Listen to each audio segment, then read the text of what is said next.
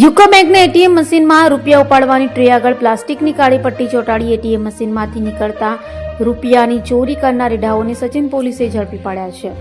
સુરતમાં બેંકોના એટીએમમાંથી યુક્તિ પ્રયુક્તિથી ચોરી કરનારાઓને ઝડપી પાડવા સુરત પોલીસ કમિશનર દ્વારા અપાયેલા આદેશને લઈ સંયુક્ત પોલીસ કમિશનર સેક્ટર 2, નાયબ પોલીસ કમિશનર ઝોન 6 અને મદદનીશ પોલીસ કમિશનર આઈ ડિવિઝનના માર્ગદર્શન હેઠળ સચિન પીઆઈ વાઘેલાની ટીમ પીએસઆઈ એનડી ડામોર સાથે પેટ્રોલિંગમાં હતી. ત્યારે અનાર્મ હેડ કોન્સ્ટેબલ રાહુલ સંઘ તથા અનાર્મ પોલીસ કોન્સ્ટેબલ દશરથ અને પરેશને મળેલી બાતમીના આધારે યુકો બેંકના એટીએમ મશીનમાં રૂપિયા ઉપાડવાની ટ્રે આગળ પ્લાસ્ટિકની કાળી પટ્ટી ચોંટાડી એટીએમ મશીનમાંથી નીકળતા રૂપિયાની ચોરી કરનાર આરોપીઓ વિકી કુમાર ગુપ્તા, છોટુ પાસવાન, ક્રિશ ઠાકુર અને કૃષ્ણકુમાર શર્માને ઝડપી પાડ્યા હતા અને પોલીસે આરોપીઓ પાસેથી રોકડા રૂપિયા તથા એટીએમ કાર્ડ સહિતની મત્તા કબજે કરી કાયદેસરની કાર્યવાહી હાથ ધરી હતી.